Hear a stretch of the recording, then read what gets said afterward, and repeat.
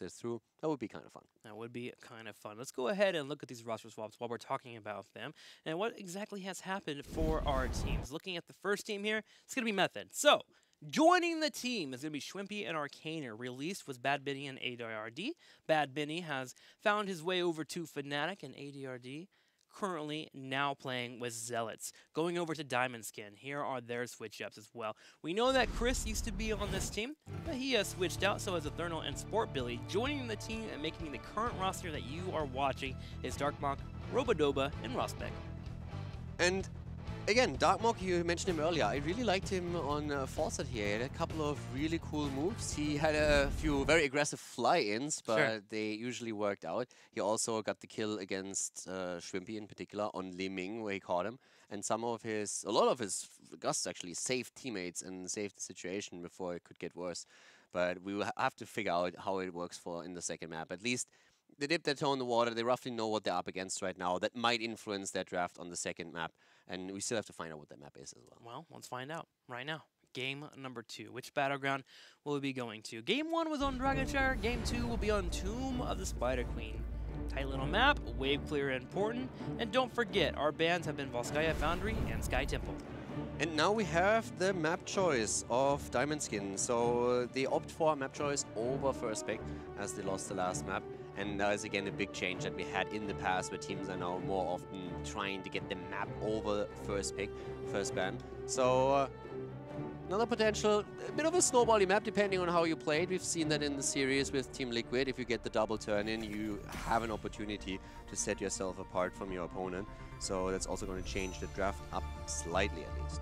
So we saw our ban on Arthas from Method last game. Are they still scared of the Arthas pickup? This is something that we did see a lot of play from Nande in the first season, I believe, of HG season.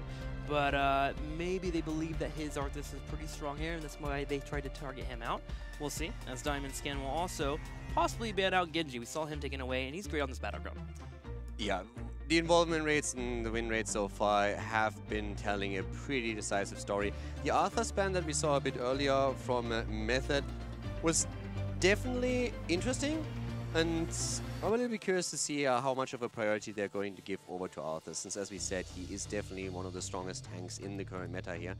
At this point, Method seems to be a bit more concerned about Greymane first though, and Greymane hasn't really made his way too much into the early bans. It was more so the early picks where we saw him. Was banned a couple of times, but overall he's currently sitting at 25% where he was banned out, which is not really too much considering that he was involved in every single game. Final decision, Greymane has been banned.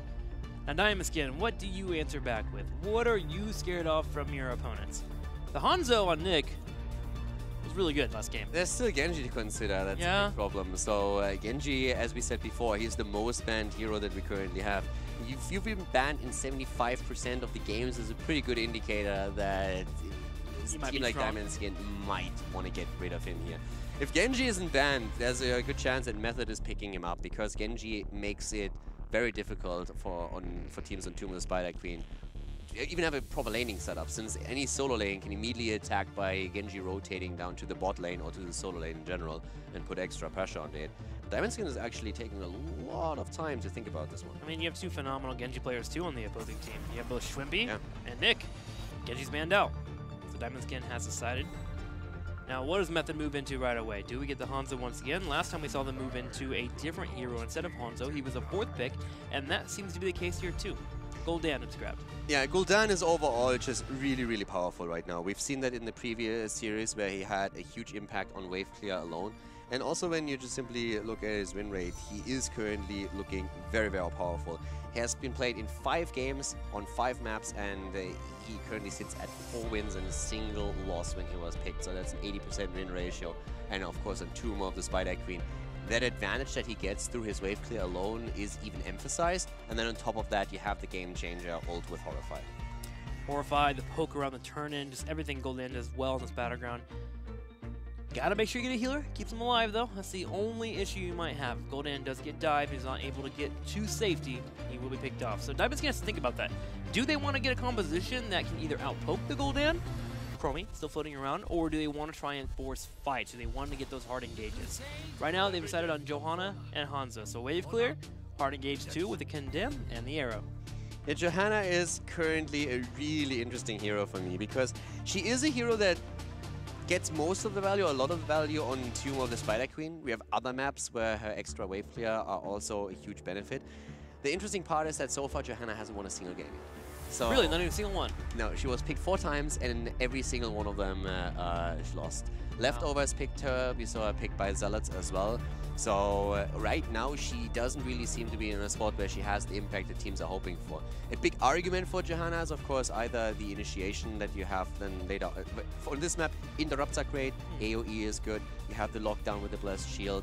And on top of all of this, your Iron Skin as the chain allows you to get out of a lot of awkward situations. So that really helps.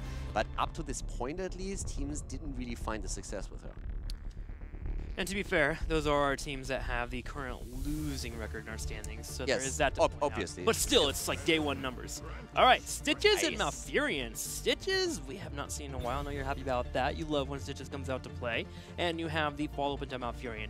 This is actually really imperative. If you're going to get Stitches, please make sure in your drafts that you have find some way to lock down after the hook comes out. Whether that is a Malfurion Root, an Uther Stun, even a Lunara Slow Poison is helpful. Just have that follow-up, please. You know what this sounds like? What? Like you had a pretty tough Hero League time. I've had a few games in a row where people pick him because they want to carry. It's like, I want you to carry. Just make sure someone can help you carry. That's all I want. But yes, the Stitches and the Malfurion comes in. Classic combo. Great combo. I'm happy. This is great. Good draft. Smelling salt. He's not wrong. So, Not. that being said, we have the follow-up. Hook into roots, old school combo for sure, and then you have Gul'dan with that mix as well. And that's now the moment where Diamond Skin is to also think about, okay, what do we get in terms of our healer? And I would say with everything that we've seen so far from Europe, Rega is again another great option for them here, making sure that they also have a cleanse ready. Ban out Tracer first of all, another hero that we know Shrimpy in particular can play and loves. Yeah. We have seen Tracer several times with Malfurion as a combo on the heal department as well, so I would say that is a pretty heads-up ban on the side of Diamond Skin. The Chromie being taken away is something that you'll see on this battleground pretty often. I am kind of curious how Chromie and Hanzo do mix together, but Method, regardless, don't want to deal with the Chromie. See how it pulls off, because the thing that what you want with the Chromie is you want that poke and then you want the kill to come in, and that can be on the Greymane, it could be on anyone that gets that dive. But Diamond Skin could eventually move into something, so don't mind the ban. At this point, I would expect them to go into their support and to also maybe drop a solo laner onto the map already. And that's actually the big question for me right now, if they're going into something along the lines of Malthael, if you see a Sonya here, if they go down the path with Leoric, or if we are going to see something a little bit more unorthodox, since, I mean, they dropped Thrall into the mix in the first game, so on this map, when you have a dedicated solo lane, you can try and do something like that as well. Junkrat for now, but Rega as expected for the heals, and also making sure, of course, that you have that cleanse, which is quite important when you go up against that Stitches Malfurion composition. Yeah, quite important. And the good news, too, is they have Johanna, so they have the Iron Skin already for Stitches coming out, so Rhaegar can just focus on the Hanzo and the Junkrat that'll be floating around on the map, so this is a good pickup here for them. 4th and 5th pickup coming in for Method. Gonna need their own solo laner. Arcaner. What is his pool that he's wanting to move into? It's gonna be his Leoric here, and Lunara as the final pickup. They had a lot of Lunara today. A lot of Leo and a lot of Lunara lately. Yeah, but the Leoric picks don't really surprise me as much, but Lunara has popped from like 0 play to, hey, we play her in every second game. So right now we see her a lot more, and I feel this is also because Vala, with the switch from double support to solo support, has fallen off a little bit. Now a lot more teams are starting to go in for Lunara and go for just a bit of poke from a distance, make sure that they have either the mobility with a leaping strike or instead poke with Thornwood Vines. Lunara also helpful with Stitches targets, talking about that earlier. Being able to poison on somebody makes it harder for them to disengage. And now Gul'dan's in a spot where he's able to save his Horrify. He won't have to use it to try and get that one target down. Maybe he can use it for the follow-up to keep the opponents away or even continue the fight, prolong it. Also, not forget, it depends always a little bit on how exactly you play your cards with Stitches. If you go into a Gorge composition, then with Lunara you have a lot of options. But for example, if you go into Putrid Bile and you drop an unfair advantage on the side of Lunara, that synergy has existed for a long, long time, and it can be incredibly powerful. And Ragnaros, the Fire Lord, comes in here for Diamond Skin, the final pickup. Nice wave clear, healing, and great heroics. Yeah, it's a fantastic hero. As long as you don't pick Lava Wave, you're absolutely fine. Continuing forward, Ragnaros looking good here. There's a lot of kill potential way before them. A Hanzo arrow actually into a Sulfurous Smash does sound kind of deadly. If you get that second tier hit on that Dragon Zero and you get that larger stun, it's actually impossible to miss that. You just land Sulfurous Smash and wow, they're dead. Just think about it. Hanzo arrow Into Lava Wave. You said it. Double Lava Wave 20 play of the game. That's insane. That's probably what they're going for, honestly. Yeah, that's exactly what they're going for. That's exactly the thought process here. Yeah. They're like, we got this. Get level 20, game is done and over with. Rhaegar's even have to help. They don't need healing. I love that when that happens in draft and someone is just like, you know, level 20 we win, and I'm just like, oh my god. Just gotta farm for 19 levels. First pick in Zebo. Let's do it. Yeah. All right. You pull it off on Volskaya, but outside of that, I don't know. All right. Let's go. Let's go into game number 2. We'll see if we'll get the dreaded play of the game at Dragon Zero into double Lava Wave, or if they'll play normal. Here we go. Game 2. Triggered. Game 2, ladies and gentlemen. Method in the lead against Team Diamond Skin as we're heading into Tomb of the Spider Queen. Ethereal on Stitches for Team Method. We have Curse on Malfurion, Shrimpy on Gul'dan, Nick on Lunara, and Arcana on Leoric. On the right side in the red, Diamond Skin. Robodoba coming in here, playing the Johanna. Darkmok will be on Junkrat, Nande on Ragnaros, Rosmeg playing the Hanzo, and Wolfjo will be here Rhaegar. Pretty hyped for this one. This is definitely a really cool setup that we have for Diamond Skin, but Stitches, he wants to play, and he's gonna get some opportunities to showcase that play. Slam build so far, as expected, we would say. But yeah, let's see how Ethereal can perform on Stitches right now if he connects with these hooks, because he has to also be careful who he's targeting. At this point, you want to make sure that you're not accidentally hitting that hook on Johanna, because a simple D-press can, of course, negate that quite easily. Wolfjo, once level 7 is hit, is also going to watch out for those hooks and make sure that he cleanses everyone. Have you played Slam build Stitches? It's fantastic. That's my favorite build on him. It's so fun. The wave clear, the damage you put out post 7, the slow you can get at 16. You're excited as if that wasn't the thing already. I love it, man. Have you just played it for the first time? No. I've been playing it for the last couple months. It's been a while since I've seen you. You know, I want to discuss some topics. No, I love it. I hated it at first. When I heard about it the first time, it was like a year back or something. Yeah. I was like, nah, it's just, you're going to die the entire time. And I love to be that massive tank that nobody could die. And then at some point, when everybody started to play it in competitive, it's like, all right, let's give this a shot. And it's super fun. Once you hit 16, that's the best time. Yeah. When you had the mini stun back then, that was still the best thing. Where, like, back then. That's when it was on 13. That was way back in the day. Oh yeah, it was awesome. That's when he had, God, he had sprint too. So you would gorge, sprint, My favorite time with Stitches is the quest talent where you get the extra regeneration after each devour. That was on 4 hit points per second, I think 1.5 years ago. So at some point in a long game, I got 250 hit points per second where you couldn't even get killed. All right, one last back in the day thing before we actually start commentating this game.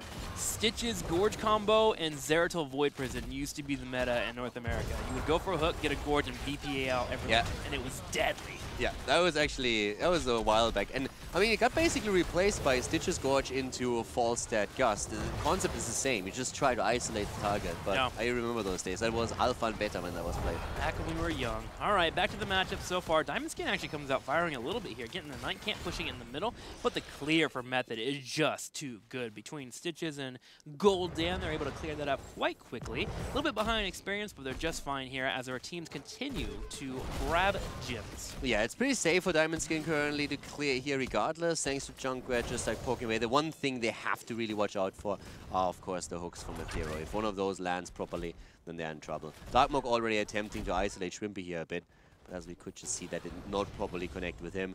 Experience still very similar. It's just the turn-in that we are seeing from Method. They're starting to really dominate the middle of the map a little bit more, and that makes it easy for them to just go in, drop those gems, and work towards the first web weave away. Arcaner comes in from the bottom side. He actually, if Ragnaros is trying to stack up his quest, which he is at level 1, can push him to the bottom and keep rotating into his teammates. Nana going to take some damage here. Ragnaros does not fear so. As he continues to move forward with the help of Wolfcho. They're slowing down a target, trying to force a fight. But Malfear on the side should be able to keep all of Method alive, and they will survive. Yeah, so far they're doing pretty well here. I mean, both the teams, of course, still aiming for those objectives. I love that we have roots down on the ground by Curson every single time Ethereal throws out the hook. It's really important lesson to learn if at any point you're trying to pull off the same combo. You don't wait for the hook to connect. You trust your attack. You always drop down the roots immediately in front of it. If you don't do that, then the target is very likely to just simply walk away. That's right. You sacrifice a cooldown, and not every hook will connect, but that's how you properly play this combo. Every time Stitches makes this move, the roots have to be on the ground right away. Yeah, it's the one case in Heroes of the Storm that they will not blame the healer. They'll blame the tank for missing the hook. Just throw down the root and you are Gucci. So, for now, nice! Good job by a Junkrat here. Really well done. Darkmog with a good isolation against Stitches. Doesn't result in a kill, but it's a lot of free damage against the main tank here. So job well done by him. They get a top push going too, which actually nets a turret. That's kind of big there with the minions pushing in. The fight in the middle. Not paying off for Diamond Skin as they actually fall behind in experience. And Arcaner is on the cusp of getting a turn in here, trying to drop off the gems, but with Ragnaros and Rhaegar here, they'll be able to stop it. Yeah, Nanda down here needs to be a little bit careful. He is down, yeah. There's no way that he gets out of this one. So that hurts. And that could also now be the bit of momentum that Method needs to get that turn-in secured. 4 more gems is all that they need to turn in here, and already Ethereal is posturing forward and making sure that he anchors the side. So that's definitely happening. But Gul'dan at the top finds himself in a bit of trouble himself, and Shrimpy is going to fall. So the counter kill by Diamond Skin. Yeah. Shrimpy did not expect that. He was assuming they were going to try and stop the turn-in on the bottom side. But Diamond Skin, the moment they lost Ragnaros, everyone hopped up mounts and just ran straight to top lane. And Shrimpy falls, but the turn-in goes in for Method. They will have 3 Web Weavers to push in. I just want to highlight real quickly how amazing it is, by the way, that we have the 2 Australians now playing here in Europe. Yeah, on the first matchup. Yeah, not only that, the fact alone that they're here. The dedication that Arcana in particular had, that he said, I don't want a free paycheck in my region. I want to play against the best teams, the best players in the world. I want to play in one of the major regions and move to Europe for that. Completely uprooted everything here and now plays here. That is fantastic. Great hook connect again against Hanzo here. And at this point, Roba-Doba, he was, by the way, in his own region known as by far the best tank, to my knowledge. He's also following Arcana here. So it's actually awesome to have these guys here to see them perform. And it makes me really happy. So far, Arcaner is playing really well. Robo-Doba holding his own against the team. Hook did come out and get the Hanzo, and a Molten Core was used in the middle lane. I did like the little bit of damage coming out from Gul'dan and, of course, the Lunara, but the rotation at the top was more important. Yeah. Stop the Molten Core, put some damage on it so the duration isn't as long, but immediately just go to a different lane. It's actually a little bit hard here for the Ragnaros to hit if you're able to position yourself in the top left. And the position for Method is once again fantastic. They're about to hit level 10. That means they get access to their heroic abilities. And since Diamond Skin is still an entire level away from getting level 10 abilities, they have to yield the center of the map. And that allows Method to go for the second turn-in. And this is exactly the snowball potential that the teams are aiming for. The idea behind them pushing so aggressively. You want the double turn-in so that you can really gain momentum and hopefully snowball the game completely. Yep, first turn-in is aimed at breaking down the walls. The second tournament is aimed at taking forts, give you that experience lead. And there is enough gems available for Method. They're trying to clear out this middle lane before they get started and drop the turn-in. They also want the power of the night camps, which you can see Gul'dan and Malfurion currently grabbing to the far left.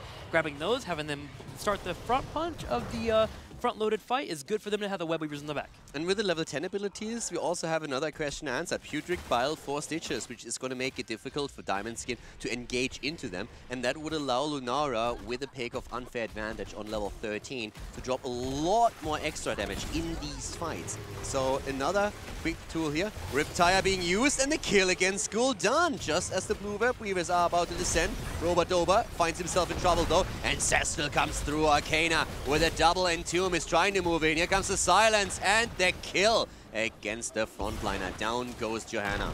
Down goes Johanna, and Wolf Joe is able to escape just barely as well. The layered aggression from Diamond Skin was actually pretty spectacular to watch. They used a Dragon's Arrow to get the cleanse to come out from Malfurion, or at least the stop of the stun that is available, and then they followed up into a Blessed Shield to do the combo of the Tire afterwards. Now, I wonder if Sulfura Smash should have been used a little bit earlier when his teammates got caught in the Entomb from Nande, but I can tell why he didn't want to do it. The Knight Armor, giving that Spall Aura, was just a bit too difficult for him to go into. What we just saw here, by the way, is one of the things that I find always super interesting. It's beyond ridiculous how much of an impact Gul'dan has against Ragnaros. How he can burn down a Molten Core is insane. Yeah. Reducing the duration by so much. So Ragnaros getting value out of the trade is going to make so much more difficult by simply Shrimpy always waiting for it to happen and then dropping Corruption on it. So that's something where Diamond Skin is definitely not going to be happy about that specific interaction. So they're not going to get as much defensive power out of Nande as they would hope for. Tal'Dorei, I don't need you to tell people how to stop Molten Core.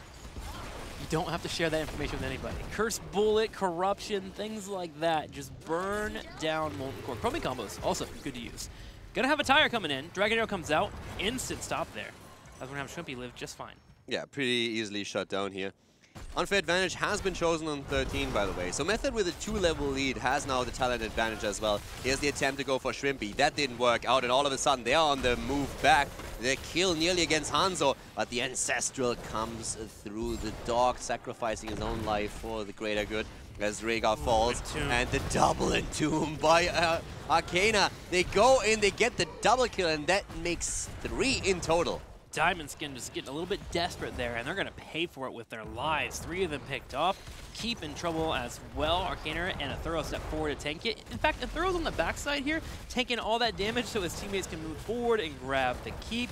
Going all the way down to about a quarter health, but with some good juggling between the 2 tanks, they grab the Keep quite easily. There it is, as Method now has Catapults pushing in the bottom lane. Yeah, the Red Web Weavers are descending since we had a bit of a sneak by Junkrat moving into the middle and turned that in. What was it going to do? But, yeah, I mean, right now, this is just a desperate attempt to make sure that you somehow get a little bit of breathing room here. Here comes the Ancestral. Wolf Joe moved in deep for that, but then, of course, the ult connects. The Thero brings him back in. And here comes Arcana with that double Entomb against his countryman, taking down Roba-Doba. And then also, of course, Ragnaros. Great Twilight Queen that we saw from Malfurion. Job well done. Nearly a 3-level lead. Method is just looking absolutely stellar in game number 2. Yeah, they are. They cleared the middle lane. Top lane will be fine. Webbers are even across on the bottom side with the catapult slowing it down. Method gets the easy defense and wastes the gems of Diamond Skin. Now, do they have enough gems on them to get set up for another turn-in? Not quite, but they are close to level 16, which is a nice 3-level cushion for them and a talent advantage. Yeah, right now, Diamond Skin, they need to find their kills. And if they can get stuns stacked up, they have the potential to really blow someone to pieces. But Method is just playing this incredibly safe here. Very, very disciplined setup by them. I mean, overall, when we haven't really talked too much about builds here, but if you, for example, look at Johanna right now, we also have Hold Your Ground taken as the level 1 talent. We have Subdue on 7. We've seen that talent here being played before as well, and on 13 even Roar. So the heavy commitment towards Punish is something that we see a little bit more often when she's being played. Rosmag seeming a little bit nervous there, using a Dragon's Arrow on top of a Wraith Walk. Stop before. Nande's going to try and get the Molten Core, but Method responds right away. So Furious Smash and a Thorough actually gets taken out. Here comes the Junkrat Tire. It connects with Shrimpy, which is nice, but they don't have the kill yet. Rosmag trying to chase forward. Shrimpy maybe too far forward, will drop the Horrify. They get the Wolf Joe trade. Yeah, counter kill, and Arcana is still on the move, trying to see if he can maybe take down Roba-Doba here. It's not quite successful with that. Diamond Skin, 2 kills for 1 in their favor. Job well done here. It's actually pretty impressed that they were able to chase down Shrimpy here too. Yeah, getting 2 kills, but they do have to deal with this turn-in that's coming in. Already stationed outside the front of the fort locations, moving towards the keeps. Nick, Arcana, and Gerson actually don't mind here. They're still pushing with 3. Maybe need to be a little bit careful here. Blessed Shield is still up, and there will be a Dragon's Arrow up soon. Also, no, let's not forget that Molten Core was already used, so that is still on cooldown. Oh, That's true. nothing that they can utilize here. So they might be able to hold on to the keeps, but they are going to take a lot of damage on both of them, most likely. Keep wall down. Bottom, Web Weaver pushing in. Starting to threaten the core. Diamond Skin They're actually fine. are actually holding this, yeah. Pretty easily. With the 2 kills that they got earlier, it's working out well for them. They have Last taken call. a bit of damage in the mid lane, but at the top, Junkrat did a good job. And by now, we have Method moving up to the top and trying to get the boss here. And Athero is waiting for an opportunity to see if maybe he can get another hook. Double Tomb again. Arcana, calm down. Arcaner landing it here. Wolfjo's the target. The puppy trying to get out. The dog has gotten away, but Johanna, not so chance. lucky. The hit points just dropping to the poison here, having no chance whatsoever. And in the meantime, Nick is already back on the boss. But Arcana, I mean, it's like he has made a bet with someone. Every single Entomb hits at least 2. Now, this boss call is still on here, but they need to be careful. There is a Molten Core coming up soon. Dragon Arrow is still here. And there's a lot of AoE damage available for a Diamond Skin. They could contest this with a 4v5, and they might feel so desperate they have to. They're deciding not to go that route. But the damage poke comes in from the Junkrat, and Throw actually dodges it off. Yeah, that just feels a bit bad. It does feel a little So much chaos right there, and Athero is just like, nah, I got this. Okay, so they... Ooh, that's fancy. Yeah, the thing is, can they save the keep? It's a 5 versus 5, and it's the same talents, but we have again the wave clear through Gul'dan and Lunara is just so fantastic. It all depends on Shrimpy. If he gets close enough to the Molten Core that he can actually drop that quickly, then I think they're in a good spot. And yo, there we go. And goodbye. Poison is deadly there. So Fierce Smash comes out. It will be on Nick. Nick is low. He does get picked off. Rossmonk steps forward, brings down the auto attack. See, Boss is still hitting the keep, but Diamond Skin doesn't care. They continue to chase and finally decide it's time to pull back and save their keep. Diamond Skin starts to find their kills. They are really getting the kills in slowly and steadily. And I mean, at this point, Diamond Skin loses a couple of points on the core because of the catapults, but Hanzo has already taken over, has moved in immediately to take these down. The keep has taken damage as well. So they are still in a very, very defensive position here, but it's only 1 level difference right now. They are starting to find a couple of kills. And let's just face it, if at any point they find themselves in a spot where they maybe get a kill in a turn-in, just taking down the outer forts would net them so much experience that they could easily overtake Method. They could. It's still an uphill battle, but it is still a battle. And that's a positive note. There's light at the end of the tunnel, let's put it like that. It's definitely... It's a long tunnel. It's a long tunnel, but the light's there. There's a couple bumps along the way, but it's there. Well, Jim's coming in, 44 to drop off. It will not be enough for a turn-in, but Diamond Skin is just trying to drop off any weight they have on them in case they do get into a team fight. And if they get a few more, get a pick, that's when they get their Web Weavers and try to mount a comeback. I'm a little worried there for Athero. I was watching him on the bottom side, but he is just fine here as he's going to go ahead and shark on his way down. Yeah, Darkmook jumping around here in the meantime. I mean, overall, Diamond Skin is looking better than they did on the first map. I have to say that at least. We saw Johanna at the front having a bit of a rough time as the solo tank, even with Iron Skin and everything that's being dodged here. But overall, if you compare map 1, map 2, the Diamond Skin presents themselves more as a unit here, and the game just doesn't spiral as completely out of control. The problem is really the level 20 that looms on the horizon for Method. Once that the Storm talents are taken, if they can combo that off with a push through a boss or another Web Weaver wave, then there's trouble on the horizon for Diamond Skin. So in an ideal world, they would probably try and force a fight before 20 happens. I don't think that they should wait. Time is definitely ticking here for Diamond Skin, and they know it. They push forward. They try to find an opportunity in the top left, see nothing available to them. Hook comes out, does not connect, and this might spike Diamond Skin into fighting. Yes, Molten Core has been called. Where's the arrow at from Hanzo? Will he find a target to land it on? I actually like how they're using the tire as a way to scout out their opponent so they can find a place to get the engage they want. Yeah, but overall they burned Cooler. That was not the engage. All that Method had to do was walk away. There's a couple of aspects why this is a little bit risky.